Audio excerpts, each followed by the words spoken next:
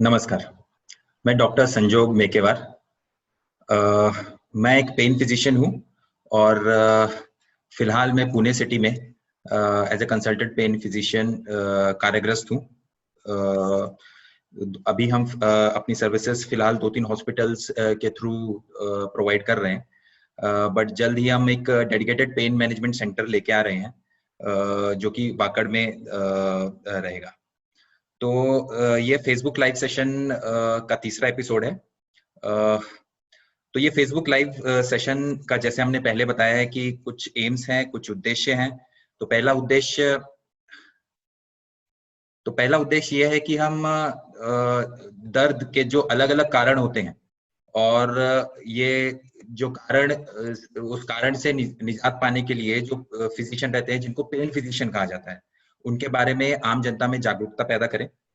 और दूसरा उद्देश्य ये है कि हमारे जो ज्ञान से हमारे ज्ञान और हमारे अनुभव से हम कुछ जो मरीज हैं, जो लंबे समय से दर्द से पीड़ित हैं, उनको कुछ दिशा दे सके ताकि वो अपने दर्द से मुक्ति पा सके। तो पिछले जो लाइव सेशंस जो हमने किए हैं, उसमें हमने कुछ प्रश्नों को चुना और उन सवालों के जवाब दिए। जैसे कि दर्द क्या होता है? दर्द अच्छा होता है या दर्द बुरा होता है? या ये पेन क्लिनिक क्या होता है? ये पेन फिजिशियंस क्या होते हैं?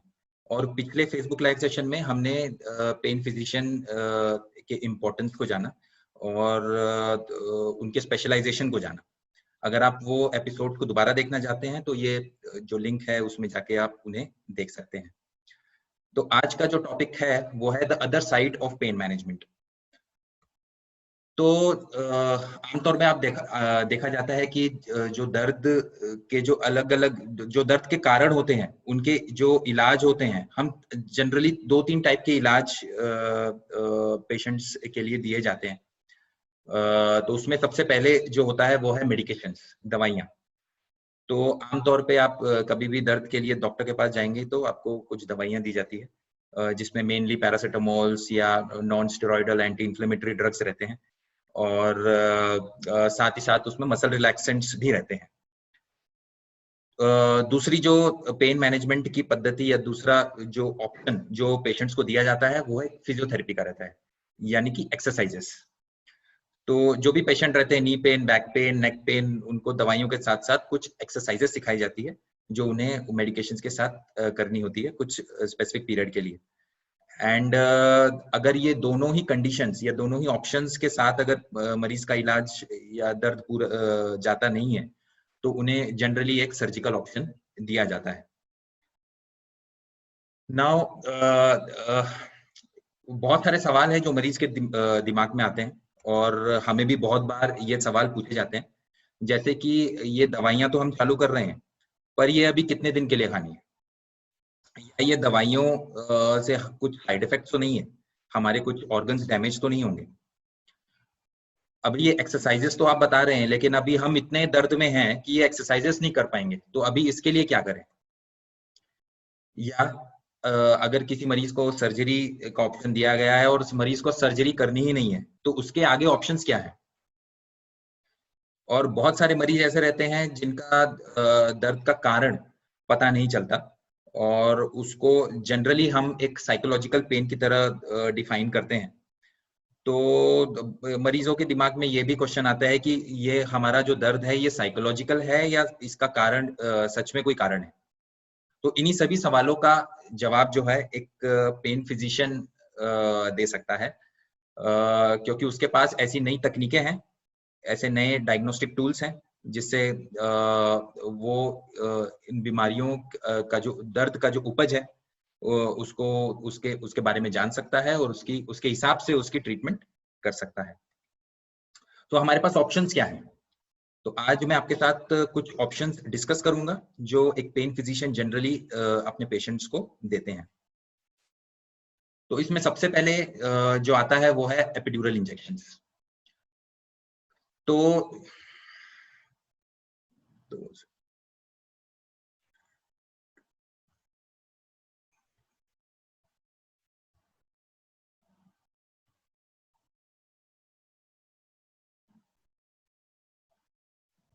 ओके, तो ये जो लेफ्ट साइड में आप जो फिगर देख रहे हैं वो है सर्वाइकल एपिड्यूरल इंजेक्शन।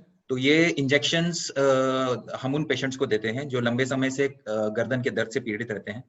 और इन पेशेंट्स में जनरली ये पाया जाता है कि उनका जो डिस्क रहता है, जो गादी रहती है गर्दन की, वो पिचक जाती है और वो पीछे की तरफ आने लगती है, जिसके वजह से वो जो हमारा स्पाइनल कॉर्ड रहता है या जो नस रहता है उसके ऊपर दबाव पैदा करना चालू कर देती है। तो ये इंजेक्शंस जो है हम जनरली वो नस के पास जाके देते हैं।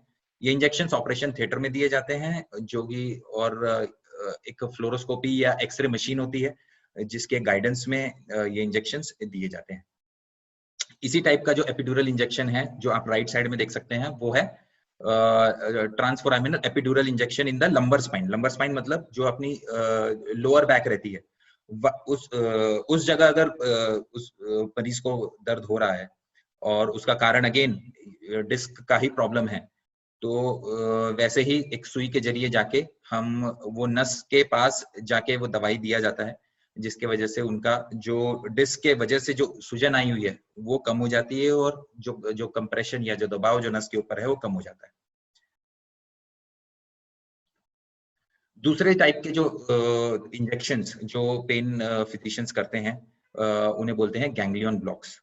तो ये हमारे शरीर में एक नसों का जाल रहता है और कहीं कहीं पे वो नसों का गुच्छा बना होता है जिनको गैंग्लियन कहा जाता है। और ऐसे बहुत सारी बीमारियां होती हैं जिनमें हम ये गैंग्लियन या ये नसों के गुच्छों को कुछ दवाई देके उनको ब्लॉक करके उन बीमारी से या वो दर्द से हम छुटकारा दिला सकते हैं। तो उसमें सबसे पहले आता है स्फिनोपेलेटाइन गैंग्लियन ब्लॉक। तो बहुत सारे मरीज रहते हैं जो क्रोनिक माइग्रेन से पीड़ित रहते हैं और उनको 4 साल हो जाते हैं, 5 साल हो जाते हैं दवाई खाते हुए, बट दर्द से उन्हें आराम नहीं मिलता। ऐसे मरीजों में हम जनरली ये स्फिनोपेलेटाइन गैंग्लियन ब्लॉक करते हैं। तो ये जो गैंग्लियन रहता है ये आपके जो आंख जो रहती है उसके एकदम नीचे के तरफ रहता है और ये भी प्रोसीजर हम ऑपरेशन थिएटर में एक्सरे के अंदर देख के सुई के जरिए जाके वहां पे दवाई देके किया जाता है। दूसरा जो है वो है स्टिलेट गैंग्लियन ब्लॉक। तो ये प्रोसीजर हम जनरली करते हैं जिन लोगों को क्रोनिक रीजनल पेन सिंड्रोम होता है, जिसमें हाथ में कोई उन्हें चोट लगी हो या सर्जरी हुई हो और उसके बाद भी लंबे समय से दर्द रहता है, वहां पे हाथ में सूजन आ जाती है, तो ऐसे मरीजों में ये प्रोसीजर किया जाता है। फिर आता है सीलियक प्लेक्सस और लंबर सिंपैथेक्टोमी। तो ऐसे ही जो नस के गुच्छे हैं वो हमारे रीढ़ की हड्डी के आसपास रहते हैं और ये जनरली प्रोसीजर्स हम उन मरीजों में करते हैं जो कैंसर से पीड़ित रहते हैं और उन्हें जो है एब्डोमिनल पेन रहता है। तो ऐसे मरीजों में हम एक्सरे में देख के वो नसों के गुच्छों के पास जाके दवाई देते हैं। और इन गैंग्लियन ब्लॉक में लास्ट है गैंग्लियन इम्पायर ब्लॉक। तो ऐसे जो मरीज जिनको जो हम बोलते हैं माकड़ हड्डी या टेल बोन, तो उनको उस जगह में लंबे समय से दर्द रहता है और उन्हें एक्सरसाइजेस से या मेडिकेशन से कुछ भी आराम नहीं मिलता है, तो उनमें हम ये गैंग्लियन इम्पायर ब्लॉक देते हैं। अभी ये एक तकनीक है जो लास्ट 4 से 5 सालों में इसने नया रूप लिया है और पेन फिजिशियंस इनका बहुत ज्यादा इस्तेमाल कर रहे हैं। तो पहले ये जो तकनीक है वो कार्डियोलॉजिस्ट यूज करते थे। जिन लोगों को हार्ट की जो तकलीफ होती थी, घबराहट होती थी और हार्ट रेट जिनका ज्यादा रहता था, उनमें ये तकनीक यूज किया जाता था, जिसमें उसको रेडियो फ्रीक्वेंसी अब्लेशन करके हार्ट रिदम को नॉर्मल किया जाता था।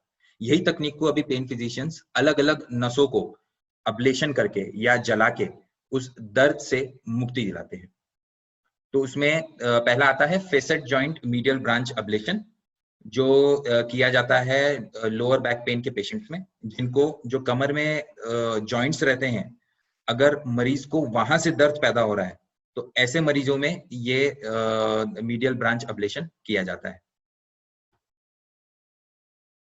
नेक्स्ट आता है गैसेरियन गैंग्लियन अब्लेशन।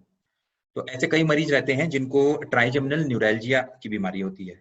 इस बीमारी में जो मरीज होता है उसको एक करंट जैसे सेंसेशन होता है चेहरे पे, जो दिन में 1-2 बार भी हो सकता है और मिनट में 1-2 बार भी हो सकता है। तो जब उनका जो ट्राइजेमिनल न्यूरैल्जिया है दवाई से कंट्रोल में नहीं रहता, तब हम ये प्रोसीजर कर सकते हैं, जिसमें आप देख सकते हैं कि ये जो एरिया है ये दिमाग का एरिया है, ब्रेन है। तो इसमें हमें ब्रेन के पास एकदम नजदीक जाके उस नस को आइडेंटिफाई करके उसे अब्लेशन करना होता है। इस प्रोसीजर के बाद पेशेंट को लंबे समय से आराम मिलता है, दवाइयों से छुटकारा मिल जाता है। नेक्स्ट आता है नी जेनिकुलर नर्व अब्लेशन। तो बहुत सारे पेशेंट रहते हैं जो नी ऑस्टियोआर्थराइटिस से पीड़ित रहते हैं और इनमें एक्सरसाइजेज, मेडिकेशन और अल्टीमेटली नी रिप्लेसमेंट की सजेशन दी जाती है। बट बहुत सारे मरीज आते हैं जो एडमेंट रहते हैं, जिनको सर्जरी कराना ही नहीं रहता है। तो ऐसे मरीजों के लिए ये एक नई तकनीक है, जिसमें हम जो नी जॉइंट रहता है उसके आसपास की नसों को रेडियो फ्रीक्वेंसी अब्लेशन के थ्रू बंद कर देते हैं और उनको लंबे समय के लिए पेन रिलीफ मिलता है। नेक्स्ट है सुप्रास्कैपुलर नर्व अब्लेशन। तो ऐसे ये प्रोसीजर जो है वो उन मरीजों में किया जाता है जिनको शोल्डर पेन रहता है या फ्रोजन शोल्डर हो जाता है। तो ऐसे मरीजों में हम ये जो नर्व है, इस नस को अल्ट्रासाउंड के अंडर या फ्लोरोस्कोपी के अंडर या एक्सरे के अंडर देख के हम इसको ब्लॉक कर देते हैं और इसका अब्लेशन भी कर सकते हैं, जिससे कि पेशेंट का जो शोल्डर पेन है वो कम हो जाए। उसके बाद वो फिर अच्छी तरीके से एक्सरसाइज या फिजियोथेरेपी कर सकता है और धीरे धीरे उसका शोल्डर मूवमेंट अच्छा होने लग जाता है। नेक्स्ट जो है वो है इंटरकोस्टल नर्व अब्लेशन। तो ऐसे कई मरीज रहते हैं जिनको हर्पेटिक न्यूरैल्जिया हो जाता है या नागिन होता है। नागिन के बाद उनको सीने के उस साइड में लंबे समय तक, कम से कम 1 या 1.5 साल तक पेन रहता है।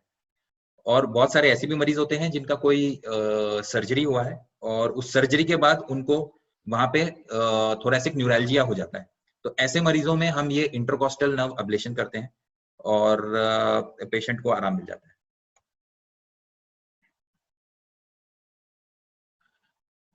अभी क्रोनिक हेडेक्स या ओरोफेशियल पेन, ये ऐसा दर्द है जिससे पेशेंट्स को निजात पाना बहुत डिफिकल्ट होता है, क्योंकि इसका कॉज क्या है ये ढूंढना ही बहुत डिफिकल्ट होता है।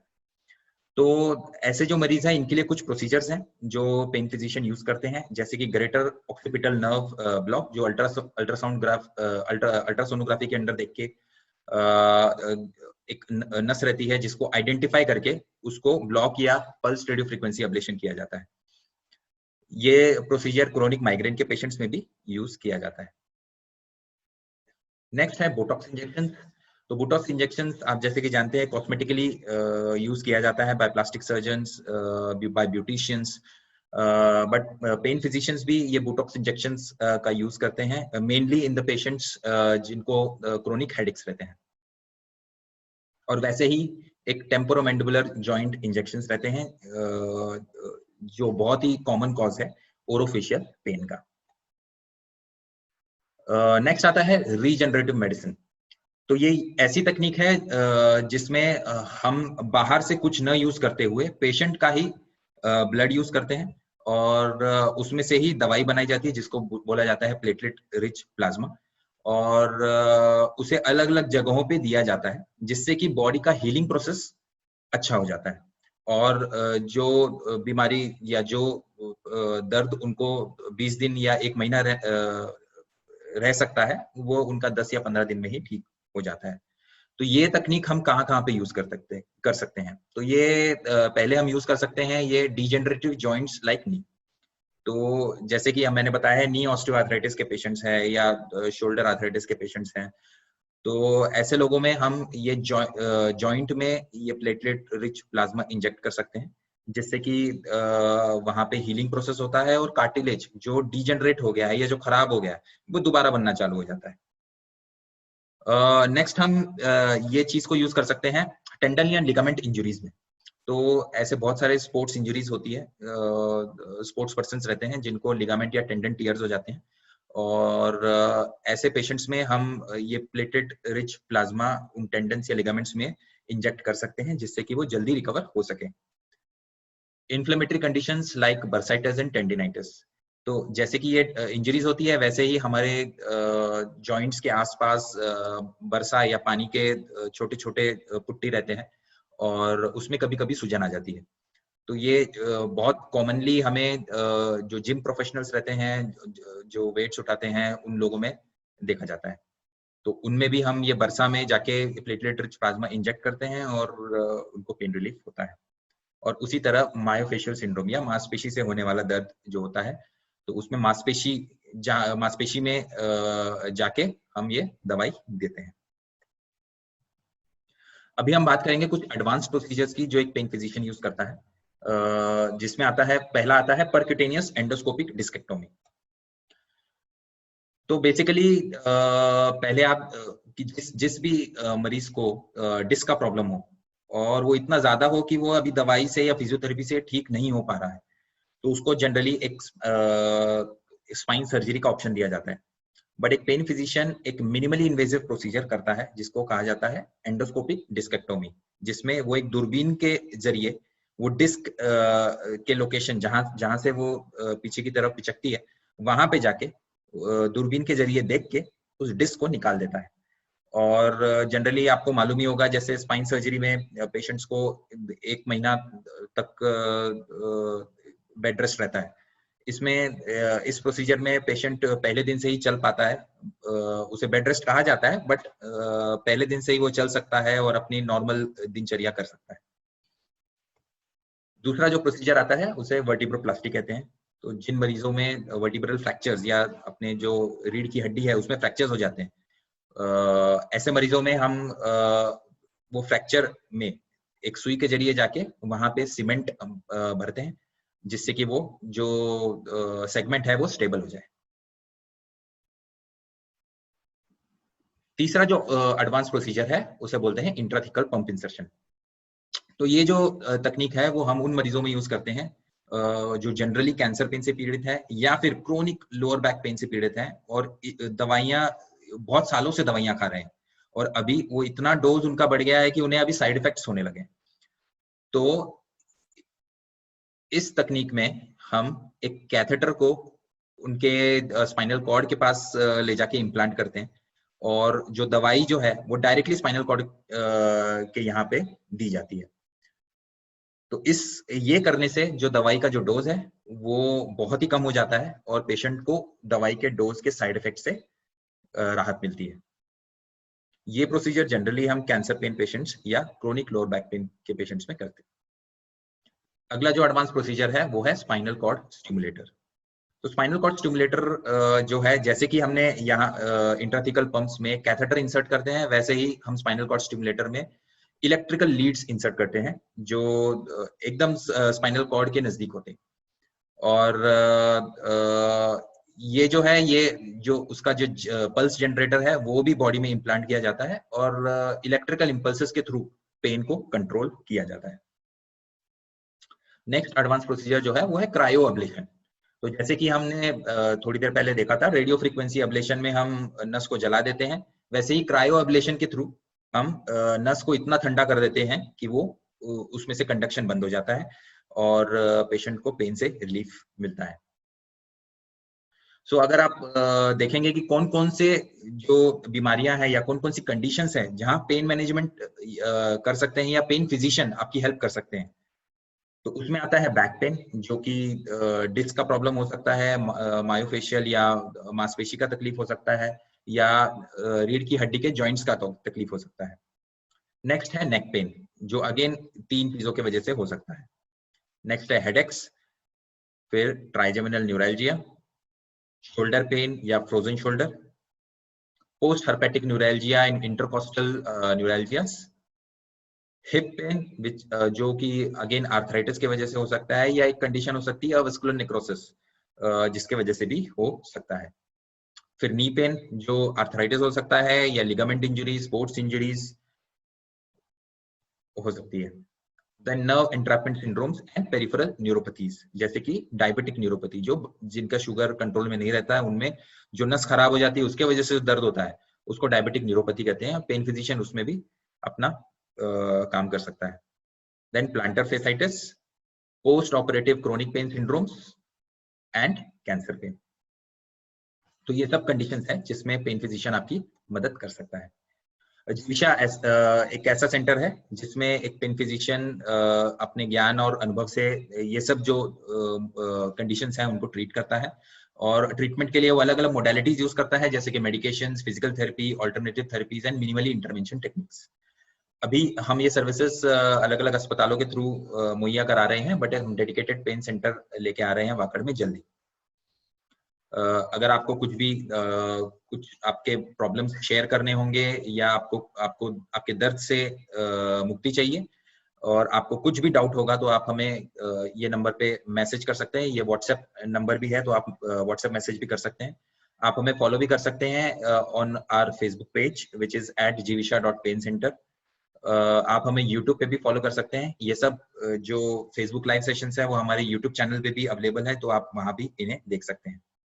तो आशा करता हूं आज के इस फेसबुक लाइव सेशन से आपको कुछ आइडिया हुआ होगा कि पेन फिजिशियन क्या क्या तकनीकों का यूज करते हैं, और ये बाकी स्पेशलिटीज से किस तरीके से अलग है। आज के लिए इतना ही, और अगले सेशन के लिए अगर आपको कुछ टॉपिक्स आपको लगता है कि हमें उस टॉपिक पे डिस्कशन करना चाहिए, उस टॉपिक पे आपको कुछ नॉलेज चाहिए, तो आप हमें फेसबुक पेज पे कमेंट करके आप बता सकते हैं। हम उस टॉपिक पे अगला सेशन कर सकते हैं। आज के लिए इतना ही। Thank you.